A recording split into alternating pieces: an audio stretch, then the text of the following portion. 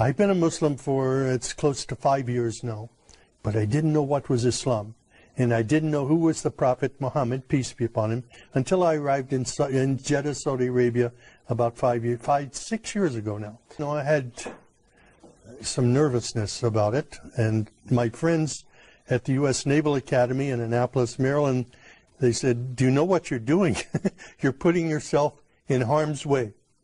You're going to get kidnapped, somebody's going to cut your throat. So when I arrived in Saudi Arabia, I was scared to death. I didn't know quite what to expect. But when I left the United States, I said, God, my mind is open. I don't know what is Islam. SubhanAllah. I've never been in an Islamic country before. And I don't know about the Prophet Muhammad, peace be upon him. But show me what is truth and what is not truth.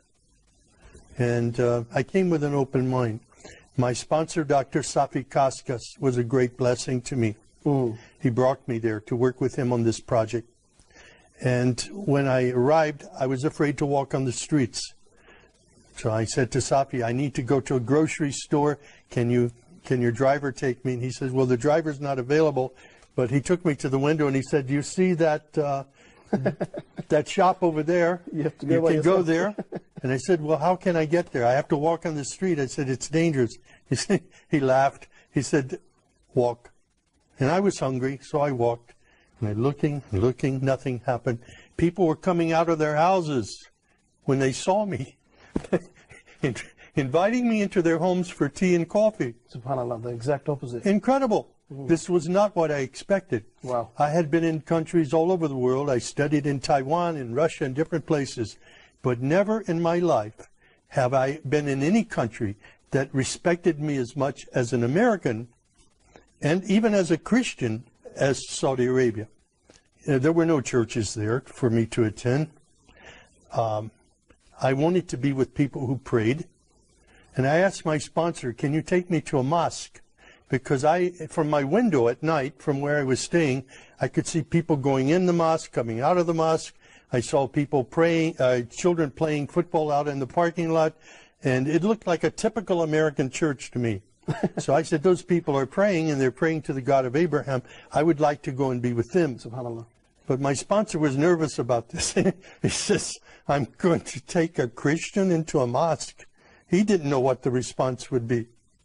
So he didn't say yes or no. He put me off for a while. Finally, I walked to the mosque, and I knocked on the door, and I said, my name is Sam. I'm a Christian from the United States. Is it okay if I come inside? And the Muaddin, Shafiq Zubair, he hugged me. Wow. And he said, please, come in. And I sat there for 3 days in the back of the mosque, looking and observing and watching people pray.